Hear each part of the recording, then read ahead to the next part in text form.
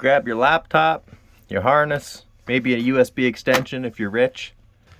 Go to the wheel loader, pop this panel off. Once you get that guy out, find your cables. Gonna be, these two are the ones we're looking for. You're either gonna have two of these or one of a shitty other one, but I'll go into that later. We're gonna grab the 3-wire one. That's the one we're connecting to. Grab your harness, plug it into the 3-wire guy. Okay, got the harness on. Not connected to the laptop. This part's important. Power off, no key in it, harness hooked up. Once again, laptop is not connected to the harness. Now we're gonna key on, let it cycle, start this baby up.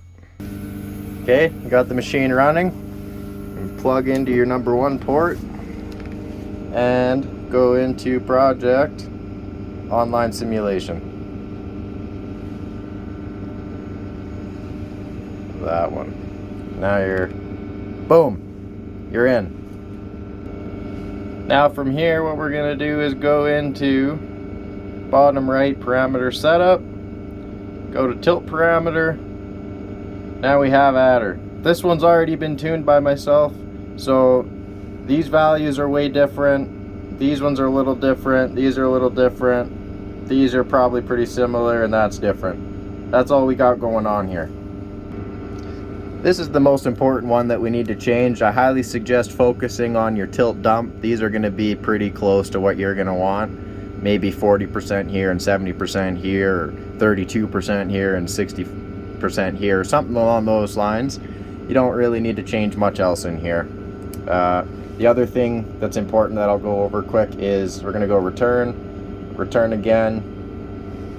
If you can cycle this boom all the way up, all the way down, tilt it back, have it at any position, and you always have data here, you're good. But sometimes what we see is these values running up to -100 and then they go blank.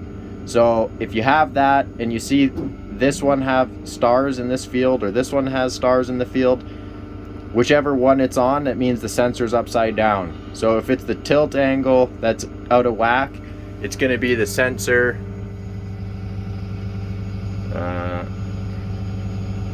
I'll point. That box right there with the harness in it, in between this hydraulic line and that hard pipe, that's for tilt angle sensor, and your boom angle sensor is that guy right there. So if you ever see this value or this value out of whack, or it says fault instead of manual here, first thing to check are those sensors.